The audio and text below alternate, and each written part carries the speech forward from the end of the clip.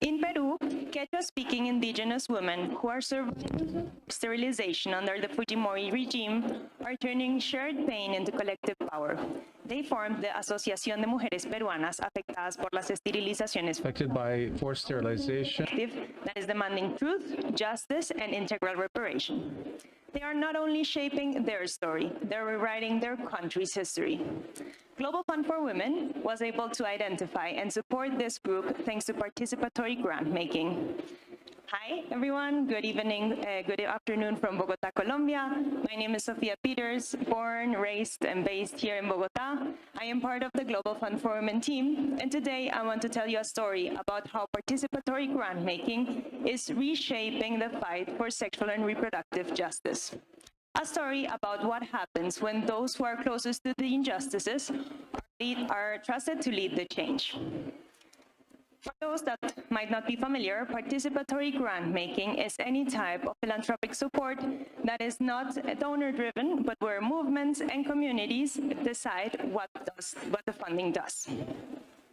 It has many advantages. As a funder, you are able to identify new groups that you maybe wouldn't have found through traditional open calls. It has also expanded the funding for many new groups that weren't able to access funding before. But most importantly, it gives the power to the right people. Because those closest to the problem should be the ones closest to power in order to solve it. How does it look in real life? In East Africa, abortion is technically legal. However, it's very difficult to access for most people. In this gap of services, of HR services, the groups that are filling it are small grassroots groups. They are running hotlines, sharing medically accurate information, and advocating for the rights of people. These are small self-led groups in many cases. However, they are the ones saving lives.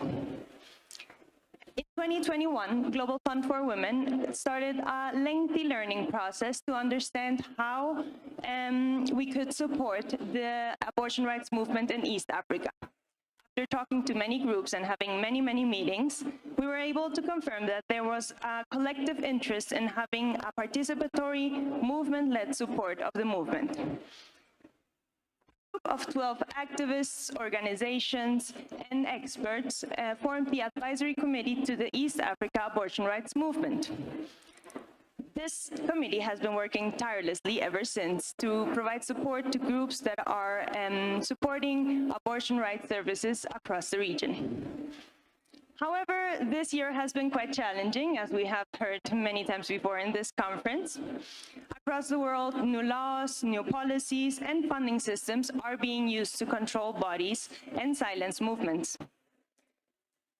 The funding is being stripped from contraceptive access, from abortion, care, and support, from sexual violence services, from education. Feminist and queer activists and movements are being silenced and surveilled, sometimes even through digital technology. And the people hit hardest by these are the people that are already living on the margins. One of our partners in East Africa was also hit hard this year. They are working with some of the most criminalized and targeted communities in the region. They're working in Uganda, and for those of you that might be familiar with the context, even existing is a crime for these communities there due to new legislation that has been passed fairly recently. When this happened, when the US funding cuts happened, they had to close down 77% of their drop-in centers. That could have been the end for the group.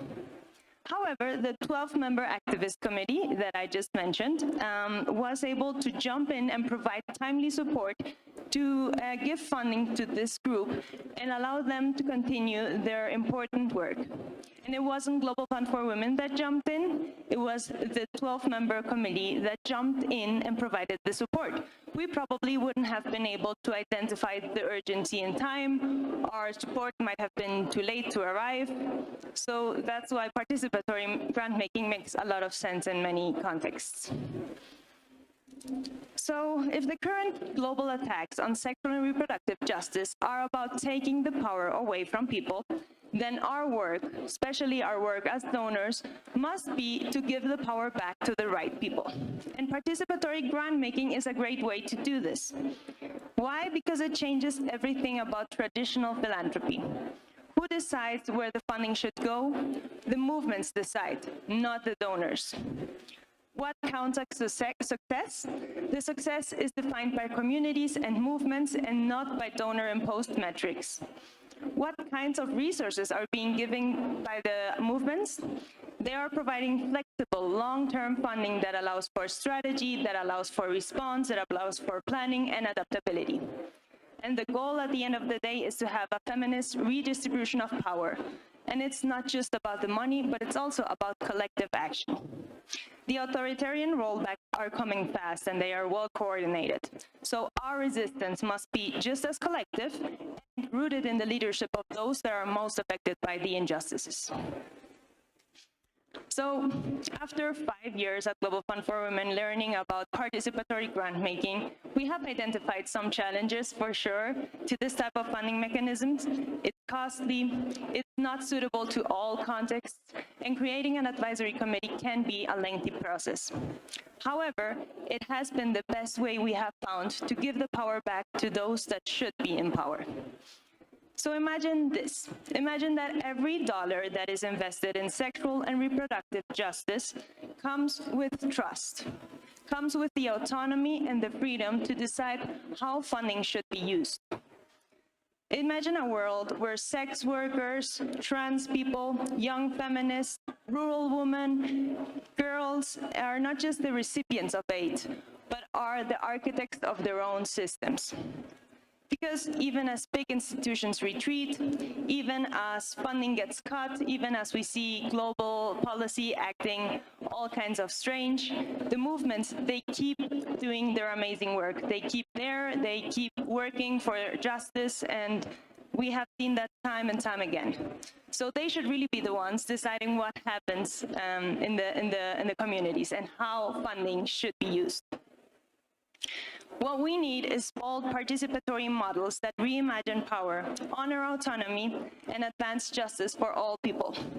Because just as the Asociación de Mujeres Peruanas Afectadas por las Esterilizaciones Forzadas are rewriting their history and their country's history, we can also strive with collective action for funding mechanisms that shape history and rewrite our way of doing philanthropy.